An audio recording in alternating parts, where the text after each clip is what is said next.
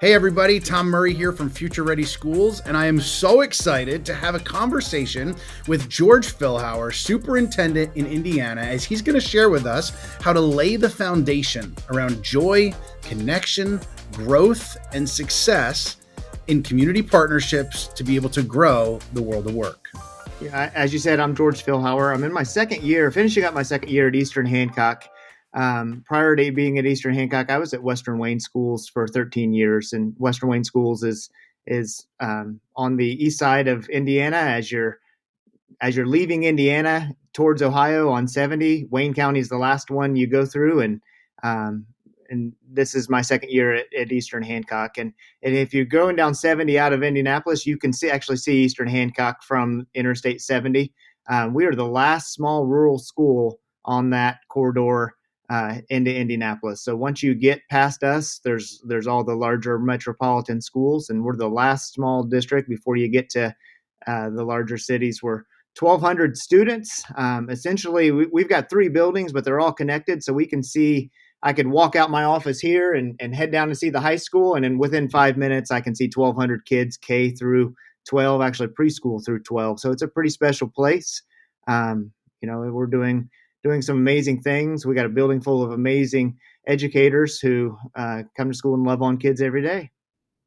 Yeah, that's awesome, George. And I'm not sure I've ever told you this, but I remember the first time that I met you. I believe you were an assistant superintendent, was it, there in Western Wayne? I believe that was your role. And I remember as I was working with your staff, I remember somebody making a comment, kind of pointing to you as I was just had met you that day, saying something along the lines of, and I'm sure I'll butcher the words, but it was something like, he's not afraid to push limits. He's not afraid to push forward, because you were doing some pretty innovative and neat things. And certainly it wasn't just about you by any means, the whole team.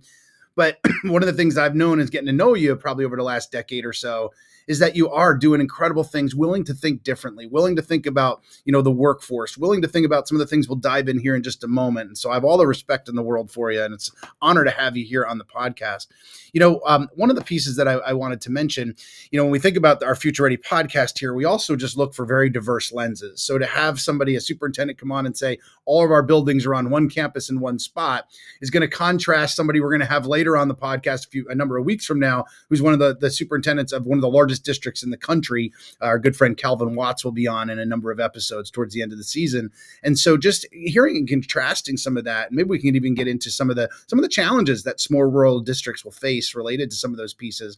But one of the things that I really wanted to spend our time on today, that I respect so much about your work, and as I listen to you on the stage, as I talk to some of your folks, I know that you all have these, what you're starting to call these promises. And I know our good friend David Miyashiro in his district in Cajon Valley in California, they share something very similar. And I'm going to ask you to share those promises, and then let's dissect each one a little bit, because I think it's just a different way of looking at it. And I really respect the way you've put that out to your staff to look at all aspects of a child's education. So talk to us about those promises, what they look like, and then let's dive into each one.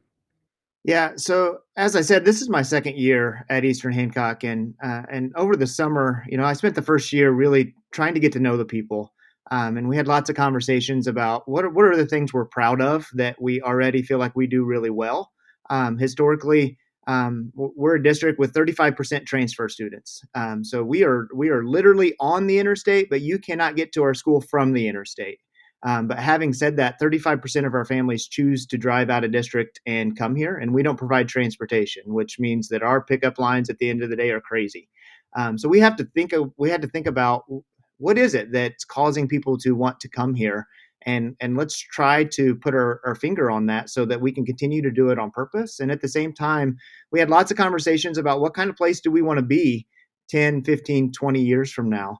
And we've adopted four values, for lack of better words. We've called them priorities. When we were in San Diego, Tom Vander Ark called them design principles, and I kind of like that too. But really, as you said, I learned from our friend David Miyashiro. He has 8 promises in his district. So within the next year, we're going to be thinking about these 4 things and thinking about, well, what changes if we go from calling them priorities to promises. So for us, those 4 things are: number 1 is joy. We want to think every day about what can we do to make this the kind of place people want to be. So what do we do today to make everybody want to come back tomorrow? From the preschooler to the high schooler to the grown up that comes to work, no matter what their job is. So joy is our first priority. Connections number two, because not only do we want them to want to be here, we want to make them feel like this is the type of place they belong. And then number three is growth. Obviously, we're a school, so we want to measure growth in all the ways that growth can be measured. And then number four, we call success. And that's just a reminder that um, academics is not the end purpose of school. That we want to make sure that we're preparing kids for success beyond school. And the best measure that we can find to measure our ultimate success is by what the things that our graduates accomplish 10, 15 years after they leave us. So we want to be as intentional as possible about setting them up for that success. Yeah, what I love about that, you started off with joy. You didn't just start off with here's what the math scores we want and the reading scores we want and all that. That's certainly important stuff. You started with joy. And I have to say, being with so many school districts across the country, that's not the first thing that I typically see when we talk about. I love that phrase, that idea of promises. And I love the transition there as you're thinking through that from priorities, meaning these are the things that are important to us, to here's what we promise, and just wow, what a mindset shift in that. So let's start with joy and let's break this down a little bit and what that can look like. One of my close friends, a guy named Joe Sanfilippo, who I'm sure you know as well, and our listeners, we had him on multiple times now and on the podcast. But one of the things that Joe says that I love is to start and end your day with joy. And I love that because, if we've got that from an adult end, if we've got that meeting that we know could go sideways really, really quickly, to be really intentional about walking into the hallway, finding some of that joy, going to spend some of that time with kids. Because the reality is we've got to choose our lens each day. If we expect to see negativity, we're going to see it all over the place. If we want to find joy, we can see it all over the place and find it all over the place if we're really intentional about it. So, as the superintendent, what does that look like? You can't just flip a switch and say, all right, everybody find joy, go. Like, it doesn't work like that. So, what does that look like? And just kind of your thoughts as from your role, how do you encourage that? How do you encourage the modeling of that with with our principals and with our teachers? And ultimately, what does that look like? What are some practical ways you're trying to make that happen? Yeah. So for us, joy is our first priority. That we really believe, like, ultimately, we want to see all kinds of growth, but our growth is going to be limited if we're not the type of place that our people aren't eager to come to. So we also feel like the world of education, the gravity of education right now isn't necessarily pulling us towards joy. So if we're going to get to a more joyful place, it's something that we're going to have to be very intentional about, and we're going to have to do it on purpose. So for us, joy is the invitation that we want to cause. The Heath brothers wrote a book about power of magical moments, and as Joe says that that creating joy at the beginning and the end of the day is very similar to what you would see at Disney, and they challenge us to think about, like, I've taken my kids to Disney, and they're right that if I go back and I do a time audit and they ask me every 10 or 15 minutes how good of a time am I having when it's 150 degrees outside, I've got crying kids and all of that type of thing, waiting in long lines, probably like the average of joy isn't going to have awesome scores. But several years later, as I look back on those trips, joy is definitely something that I think about. We look back on them with fond memories. So we really try to think about school in the same way. What can we do to create magical moments at school? So some examples of that are, a couple weeks ago we celebrated everybody's birthday. So 1,200 kids, we had 1,200 birthday parties. Every kid came to school, and we were telling them happy birthday all day long. They went to lunch and they had their own birthday cake. Every kid went back to class and opened their own birthday present. And they all, at the end of the day, went home with a shirt that says, I celebrated my birthday at Eastern Hancock today. We had a balloon party at the end of the day where we had balloon artists come in and show students how to create all kinds of crazy, awesome balloon art. And what was interesting is it was essentially the same presentation for our K1 and 2 students as it was our juniors and seniors. And the amount of joy that we saw was consistent regardless. Um, you know, I think one thing that's also important is that it starts with the grown-ups. So, um, I can't just ask the grown-ups in the school to cause joy if they're coming to a place that they don't want to be. So we try to create magical moments for them too. They came back to school this year. I have a lady that works in my office that's she's taken the joy pill, I guess we could say, because she's pretty incredible. And she came to me and she said, "Hey, I need to ask permission to do something." And I said, "Stacy, if it fits within our four priorities, you've got permission to do it." And she said, "Yeah, but I want to go dig holes around the campus and I want to bury some things and I need time for grass to grow over it." And so what she wanted to do is she created a scavenger hunt for our staff. She got some donations from the community. She went to local jewelry stores and literally bought treasure, and then created thousands of dollars of treasure, and then hid those things around our campus, and then waited a year for grass to grow. She commissioned local artists to create artwork with clues in it, and then she created poetry with clues in it as well. There were five things hidden. Our staff could come in at night or over the weekends with their families and participate in a scavenger hunt. Four of the five have been found 9 months later. So it's been a big success. So we really try to be intentional about causing those magical moments. One thing that we're looking at for next year is that now that we've convinced everybody that joy is important, it is one more thing to do. And we've got lots of teachers with full plates already. So we want to be intentional about making sure that asking people to think about joy, that we don't burden them by giving them one more thing to do. So we're going to have an employee next year whose job is to help us coordinate the joy. So if I'm a teacher, I could tell that person, "Hey, I'm teaching these 4 units next year. Give me some awesome ideas." Or they could go to her and say, "Hey, I've always wanted to do this big, crazy idea. Can you help us pull that off?" So joy is so important to us that we will have an employee next year who's has a specific job to help us coordinate the joy. Wow, and I mean, you're certainly putting the money where the mouth is there when you're prioritizing a position to help coordinate it. One of the words that I just heard you say over and over and over again, you said at least 3 or 4 times, was the word intentional.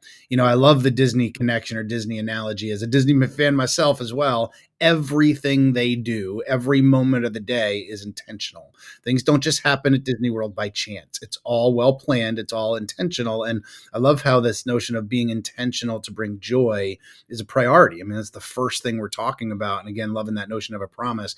And I think it really connects well to the next one around connection, the ability to create connection, the birthday example, the balloon example, create environments that are inclusive, that people want to come to, where people want to be. So talk to us about that second promise, as we'll start calling them, what connection looks like and how you can be intentional about that as well. Yeah, so intentionality is definitely the key. So these four promises for us, they serve a couple of purposes. One is our compass. So they help us navigate as we're heading towards the destination towards better. But the other thing that they do is they provide a filter. We're asked to make a bunch of decisions every day, and so our filter is joy, connection, growth, and success. So if those things lead to more of one of those things, then it's probably going to get a yes. And if it does not lead to one of those things, then it's probably something that we're not going to do. But that second design principle, that second promise is connection. We know that 180 school day year is long and ebbs and flows, and there are times um, that it's harder than in others. That first day of school is magical when we create some fun experiences for staff and students and welcome everybody back. But October gets hard when teachers are trying to finish up those report cards for the first time. And February in Indiana at least is cold, snowy, dark, and I wake up every morning at 4:30 not knowing if we're going to school on time, and which also causes staff members to wake up not knowing if we're going to school or going to school on time. Um, so another area of intentionality for us is connection. Um, when I came to Eastern Hancock, something that people kept telling me is, there's just something special about this place, and our size lends itself to some of that. That we have lots of teachers who went to school here themselves. Their kids went to school here themselves. Their grandparents went to school here themselves. So we've really tried to put our finger on what is that thing that's special, and how do we not only make sure we don't undo it, but let's also try to get better at it. And for us, that's connection. So we try to make sure that we're the type of place that everybody feels like they belong. Um, and then we try to design things to help everybody feel like this is the type of place that they're connected to. So an example of some things that we do. I bring my dog to school with me every day. Her name's Rosie. She's licensed as a therapy dog, and she hangs out with high schoolers all day long. And we have another teacher that brings a therapy dog, and it hangs out in the elementary all day long. And we've learned that we've got some kids that come from hard places, and are dealing with some things that frankly we can't understand. And for whatever reason, or a variety of reason, they've learned that they can't always trust the grown-ups in their life, and people are hard to trust. But for some magical reason, that dog looks at them in a different way than people do, and there's a level of trust, and it causes them to move closer to the school, which is what we want. We want kids moving closer to us so that we can help them, learn, grow, and be successful. So it's awesome for me. I've got about a 15-minute drive to work. It's me, two kids, and a dog that get out of the car every day. But all of that definitely in an effort to make this a place that people feel like they're connected to. Yeah, I love that. Two of the things that just jumped out to me that you've been talking about for the last few minutes. One is referencing it's the filter we use: joy, connection, growth, and success. And I think that's such a powerful way to look at it as you work to prioritize, especially as a superintendent, where are we going to allocate our money? What's going to have the biggest impact? How do we balance the needs of the community and all those different pieces? And I love that notion of it's the filter the lens that you choose or that you look through. And the second thing I that really jumped out is when you were just talking about trust. So much of this really comes down to trust. Our parents giving us the trust and having trust in us that we're going to take care of their babies and give them our all and create safe environments that are inclusive. And I really love that notion around connection. That's powerful, powerful work. And just again, that lens that you're choosing. So talk to us about growth. Obviously, the academic standards that we need to hit, the academic push, preparing kids for that world of work and all those different pieces. Talk to us about that promise, what that looks like and how you go about sharing it. Sure. So I think one thing that we probably shouldn't overlook too is that if I'm going to grow, it's not possible without some level of vulnerability. So in order to learn something that I don't know, I have to be willing to admit that I don't know something, which to be willing to do that requires that I have a level of trust and I feel safe. So for us, that goes for grown-ups and for kids. So we want all of our learners, so from every single person that walks through our doors, to be a learner, and getting better. And so for them to um, do that requires that we create a safe space for them to be willing to understand and admit that they don't admit or that they don't know everything, and that starts with me. I feel like I don't know. Sometimes I feel like maybe I'm the only one that um, has that imposter syndrome, but I'm learning that it's kind of something everybody feels from time to time. That maybe there's, I don't know. Maybe I spend half my time assuming that I got here by a clerical error or something. That if somebody's going to show up with the door with a clipboard and say, "Hey, I'm on to you," and I know you don't really know what you're doing, and um, so I think that's why it's so important for us to make everybody feel safe. Because if I'm feeling like that, then the teenager who's dealing with all the things that they're dealing with is certainly feeling that way too. Um, so for growth, for us, it started with our grown-ups. Is what can I do to create a space is that feels safe for them to admit that they're not perfect and that we need to work together to get better.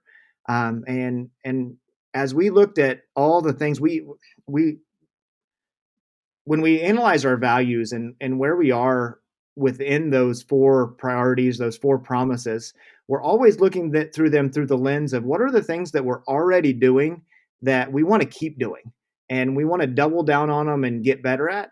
We want to look through the lens of those four priorities and think about what are the things that we might be doing that we want to stop that because they're not leading towards joy, connection, growth, and success. What are the things that are new that we might want to start doing? And then fourth, what are the things that what if we were really brave and we were crazy enough to throw 1,200 birthday parties on the same day? And we call that our wow, you know, criteria. So as we were analyzing all the things within the lens of growth that was causing growth and leading to more growth, when we looked at our teacher evaluation system, we felt like it had the opposite effect. And there were several reasons for that. One is we had a system that essentially we had a rubric where it said, this is pretty cruddy, like don't do these things. This is you need to do better. Effective essentially meant like this is pretty good. And then highly effective was where we had taken all the attributes that we felt like were best for kids and had them in that best category. But then at the same time, we were telling our teachers that like it's okay to be effective. Like essentially, like not everybody's going to be highly effective. And I think the intent of what we were trying to do was make people feel better about admitting that they were not perfect. But at the same time, we were essentially telling teachers that they could shoot for something that maybe wasn't best for kids. Um, and we're all educators, so we like A's. And so we wanted to be in a system where we felt like we could, get a perfect score. So we're really looking at tearing that rubric apart and then trying to figure out how do we build it up in a system that is designed for growth instead of sorting and ranking individuals. So in Indiana, at least, teacher evaluation was legislated a few years ago. We're required to do it. And it felt like what we did was we built a system that met all the legal requirements. And we then tried to go back through it after the fact and try to make it as best as we can for teacher growth.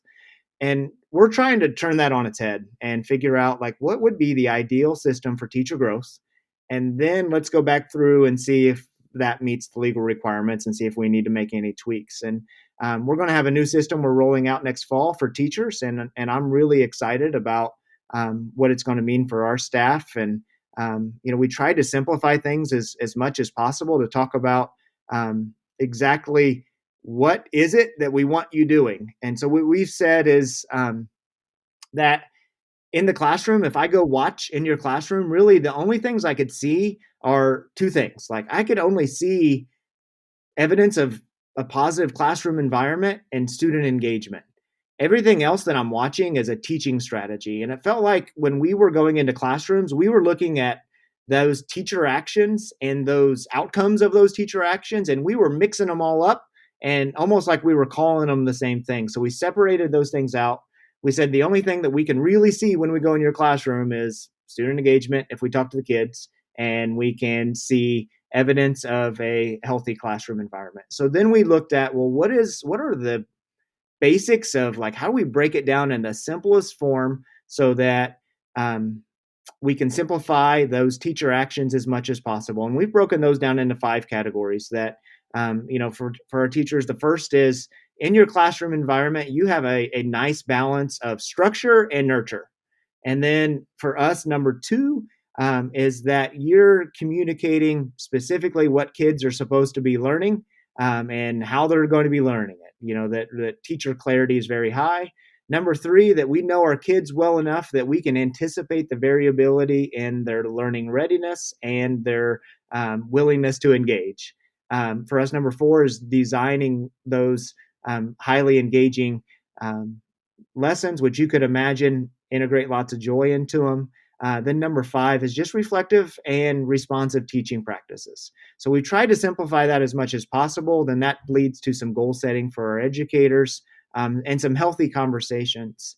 The other thing that we've talked a lot about is our teacher growth system historically was designed based on an administrator sitting in your classroom, taking notes that they send you, and essentially our like the improvement of our staff was dependent on administrators being instructional experts in all the areas, and sometimes we have instructional coaches, um, but that's that's a challenge. You know, when I go into a kindergarten classroom and I watch them manage 5-year olds, mostly what I'm thinking is, good night. She can do this way better than I could, right? And that imposter syndrome thing comes along. So we're really focusing on teacher growth, and obviously we're measuring student growth in all the ways that could be measured as well along the way. But teacher growth, the grown up growth, we believe that if we're doing a good job with the grown up growth, that student growth is going to come along too.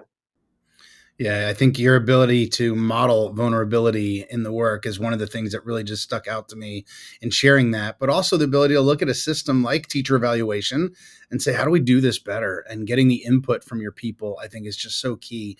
So let's dive into the last one around success and talk to us a little about that and what that looks like.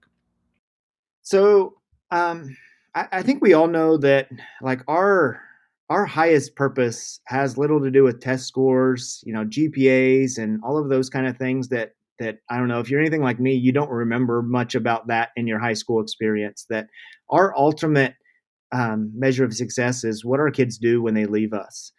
So we want to do our best to blur the lines between what's happening in school and what kids might be doing after school.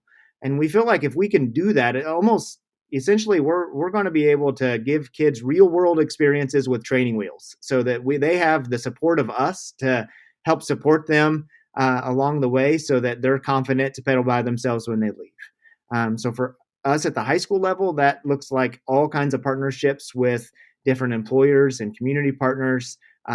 We want our kids working in their places of employment, so they can find out what kind of work they want to do. That's kind of where it starts. We're a small district, and there's lots and lots of advantages to that. And one of those is we're small enough that I can meet with every single senior one on one. My high school principal and I sit with every single senior in September, October every year, and we just ask them, what's your plan after high school? And then that kind of gives us a compass for what kind of community partners do we need to be looking at to connect with these kids. We host quarterly at school. We call them cafe meetings, community and family engagement, where we invite the community members into our district and we show them the work we're doing, and we try to make as many connections with them as possible, so that they're interested in our kids coming to work at their places of employment. I don't know about you, Tom, but I've been an educator my whole life, which means just about every day that I remember since I was 5, I've been at school, which is wonderful for school, but it also means that I don't know much else about anything else. So I don't know what the manufacturing company needs specifically for my kids to be able to do. So we need to blur those lines. We need to get our educators into their places of employment, looking at what kinds of things are those kids going to be doing, and then bring those things back to their classroom and integrate that with the things that they're doing. You and I have mentioned him a couple times, but David Miyashiro, I think, is doing this in the K-8 space better than anybody I've ever seen. I went to ASU GSV last year, which is a huge conference that's in San Diego. And the conference for me was so big that it was a little bit overwhelming. But the best part by far was on the first day in the morning, we got to go visit some schools, and they're doing some work that they call World of Work, where they're intentionally integrating student career. They want kids to have a career identity before they leave middle school, essentially. And I got back from that conference and just was reflecting and wanted to bring my staff back, and I didn't want them to necessarily go to that huge conference that I went to. I just wanted them to see David's schools. So I called David for a couple reasons. One, that I just mentioned, to see if he could come and allow us to bring a team. And then two, I work with a group in Arkansas, their Office of Innovation, and I helped them plan their annual conference. And I was convinced that David and his team, they needed to be heard in Arkansas as well. So I asked David about that, and then also asked him if I could bring a team, and he said, "Yeah, sure. let's talk about that when we're in Arkansas together. So we went to Arkansas and did a couple sessions together, and really just kind of got to know him. And I've got a friend named Stacy Smith in Arkansas, who's the deputy commissioner for their state. And I was talking to her between sessions, and I just said, "Hey, Stacy, I'm going planning a trip to Arkansas during my spring break. I'm gonna bring a team from my school out there." And she said, "Well, my daughter lives in San Diego." And I said, "Well, you should just come with us. And you need to go into this next session and listen to David and hear from his team." And she did. And then she was the next one up on stage. And so she listened to David and then went up on stage and invited the whole state of Arkansas to come to San Diego with us. So then after that, David and I felt like we needed to plan a conference. So the World of Work conference came from that. We had that and just a few weeks ago. It was an incredible experience. We got to go see some of David's schools. Had some pretty incredible speakers like yourself, Tom. They got to come out there, and I couldn't be excited. I think that has spurred some work in my district. Something that we've learned is that a kid can't aspire towards a career that they if they don't know that it exists. And so in Cajon Valley, they expose their kids to 6 careers per grade level, starting in kindergarten, around the Holland Code, the RIASEC model. And we're looking to do something very similar, which is pretty incredible. If you think about careers per grade level, starting in kindergarten, by the time they're in 8th grade, that's 56 careers that or 54 careers that they would be exposed to, that maybe they wouldn't have known about, which is pretty incredible. Yeah, no, that absolutely is. And a shout out to our future ready advisor, David Miyashiro, an incredible, incredible leader. That conference that you all put on was just tremendous. And thanks for the shout there.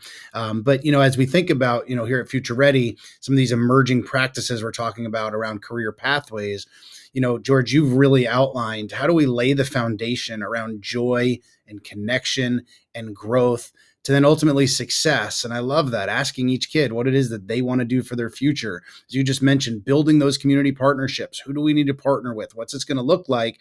But then also the power of your own connection to reach out to somebody that you didn't know to say, show me how you're doing it in your district so that I can take that back to our district to continue to make some of those changes and growth. Shows your willingness as a superintendent to be intentional about it, to also continue to be vulnerable, to say, hey, we don't have all the answers and there's room for growth here as well, to model to your teachers and ultimately to your kids, we're going to continue to grow. This isn't something we just expect from you teachers.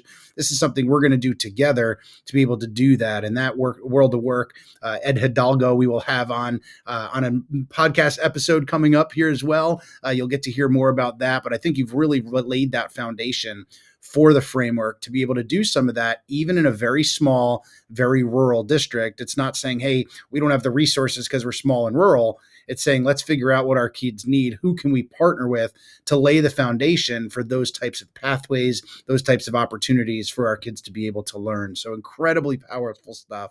Before I let you go, because I know as a soup, you're on the go and you're always running, let me ask you, if somebody's listening to this episode and they're hearing about, everything from joy to connection to growth to success, and they're thinking like, where can I start? You're obviously, this is your second year in the district. So that was you just not too long ago. You had a lot of great things in place, I'm sure, walking in, just like they do listening. But where would you recommend they start around these conversations with the promises or whatever that might look like? Yeah, I think a couple of things. One would be just being intentional about the direction that things are going to be moving. I really believe that if you're not going somewhere on purpose, then you might accidentally end up somewhere that you're not intending to go. Um, the other that I've been thinking about a lot recently, Tom, is just that yes, it's important to think about, like, what's the direction that we want to go, and what are the things that we need to do while we're on our way there. That absolutely those things are important, but really probably what's most important is how do we make the people feel along the way as we're bringing them with us. That I think that maybe early in my career, I probably overlooked that more than I should have. I think we were all, had those moments of um, I don't even know what you would call it, but immaturity maybe. But really, I would encourage anybody to spend at least as much time thinking about how the people are feeling, as much as we are, the things that we're doing and the direction we're going. My friend, you are one of the most human-centered people, most incredible leaders that models vulnerability, that just focuses on their people, focuses on opportunities for every one of their kids that they serve. It's proud. I'm proud and honored to call you a friend. I'd put my own children under your leadership, my friend, in a heartbeat. Everybody, that is George Philhower. George, thank you so much for your time today. Continue to lead the way. Thank you so much, Tom. I've looked up to you for a long time, and your kind words certainly mean a great deal.